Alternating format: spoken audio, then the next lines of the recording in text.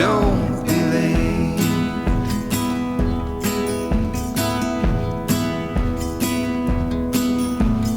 When the day is longer than the night, the road ahead is clear and in the light is clear. Don't be late, my dear. Life won't wait.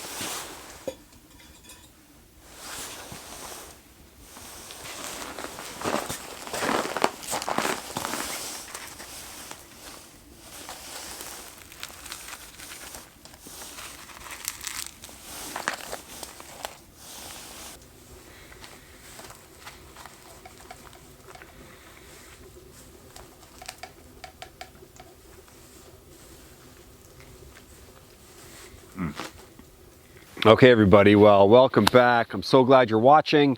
Today, as you can see, is bowl of meat day. I had a nice bowl of meat there. The plan was to fry it all up, and I forgot my frying pan, so I used a little cook set pot that I normally use to boil water. Threw all the meat in there and let it kind of boil and simmer in the bacon fat and the sausage fat and the hamburger fat. And when it was done, it was super tender. Let it boil for about 45 minutes. So it was like, bowl of meat was awesome. And I'll do that again. Use the rolls to soak up all of that fat at the end. Oh, it was delicious. I gotta say, it was delicious. Okay, so today it's gonna be a little bit of a different day. I need to work on the floor a little bit. I need to expand it. Right now it's only 9 feet wide. I need to make it 10 feet wide. And I need to go into the woods and I need to get some firewood because I don't have any. So I have been getting a few questions about cutting wood around here. I have a permit. I do have a permit, and the permit is to cut dead standing. So if you're seeing me cut, I'm cutting dead standing wood because I don't want to get in trouble and I don't want to kill trees. So that's what, there are some dead standing trees around my tent, but I think I do need to venture out a little bit further today because I'm kind of running out. I've used what's usable around my tent. So yeah, that's what I'm going to do. I'm going to get some wood. I'm going to do a little bit of work on the floor and then and call it a day. Look, this project is going to take quite some time, and I'm in no rush, and I hope you aren't in a rush either, because it's just going to be episode after episode after episode, and some episodes will be a lot of work on it, some episodes will not. I am not in a rush. I am not in a panic to get it done. And that's the beauty of, being my own boss on YouTube. By the way, I'm not a full-time YouTuber. I wish I was, but I am not. So this is just something I do on the side whenever I have a chance. And it's not always. Sometimes I go on runs where I'll do, like an episode every week, and sometimes I just can't. So yeah, so it might take a while. It might take some time. But the beauty is, it's like, what's the rush? What's the rush? Yeah. So just poking away. And yeah, gonna have a little bit of fun. Go out in the woods. Minus 31 today.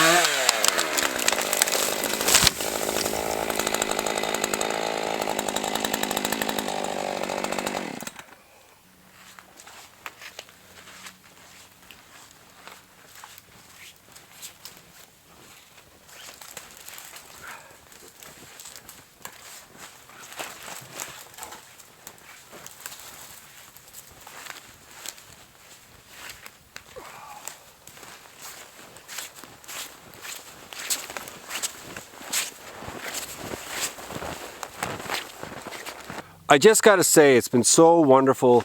My channel, the way it's been growing, it's just been so wonderful. I mean, I don't know how else to put it. And I'm so thankful for so many things, like just the ability to get out for one, but you know, the fact that so many people are watching compared to, you know, what it was like 2 or 3 years ago. I had 500 subs, and now I'm inching towards 50,000. And while that might seem like chump change to a lot of people, for me, I'm so proud. You know, I never really dreamed I'd ever hit something like 50,000, but I'm almost there, and it really means a lot to me that so many of you are watching and clicking, and you know, and hitting the like button. We love the like button. I love the like button. So if you like it, hit like, which is what I always say at the end of every video now. And you know, I don't know if you guys have ever watched Up North of 60. When I first started watching YouTube tent videos, he had a video. It's called Canvas Tent with a Wood Stove, I believe it was called. And man, I watched that probably 2 or 3 times, maybe even more, to be honest. And I just like dreamed of being able to do what he was doing, which is, you know, going to a tent in the dead of winter when it's so dark, and you're out there and it's freezing, and you're cooking a beautiful meal. I believe he cooked like a caribou heart or something in like a cast iron pot. And it just looks so delicious. I mean, maybe not as delicious as a bowl of meat. I'm joking. It looked really good.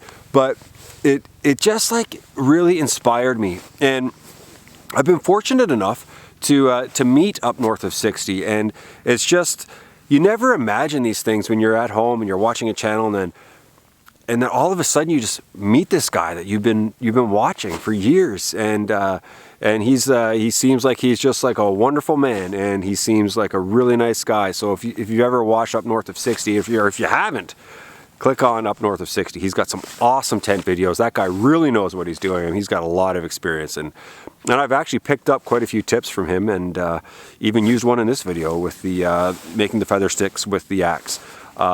So yeah. It's just been weird, you know, you watch for so long, and then all of a sudden you cross paths with somebody that you've been admiring, and so I feel pretty lucky, and you know, I hope I get to know him a little bit better in the future. And the other thing too is Joe Robinette, who of course is probably like, you know, he's like top 2 or 3 bushcrafters on YouTube, if not the guy, and you know, I've mentioned Joe a few times throughout my career as a YouTuber, and because he's got so many skills, and you know, I consider him a professional bushcrafter pretty much, and you know, he watches my channel now, so it seems, and it just means so much to me. And so it's like, it's all part of it. Like, it's building the dream to be outside, building the dream to grow my YouTube channel, and then all of a sudden these little things happen, you know, like he commented on one of my videos saying, I really love what you're doing. And then he actually mentioned me in one of his videos, and that just blew me away. I couldn't believe it. And I had people commenting saying, Joe Robinette is recommending your channel. So it's just been a wonderful year, and I just wanted to express some appreciation. And it's not just, you know, I'm just the starstruck guy. I am a little bit, but at the same time, it's more than that. It's you. It's all of you who are watching, and some of you are regular commenters, and I don't always get back to you. Sometimes I hit the heart button, or sometimes I hit the, you know, the thumbs up, and sometimes I do comment. When I first started, I was like non-stop. Like, I could comment all day long because I'd get like 15, 16 comments on a video, so it was nothing. Now when you get in the thousands, it's a little tougher, but I just want you to know that I really do appreciate all of them. And I just appreciate the encouragement. Some people laugh at what I'm doing out here. Other people are like, go do what you love, man. And that's what I'm doing. So anyway, that's my heartfelt message to you today.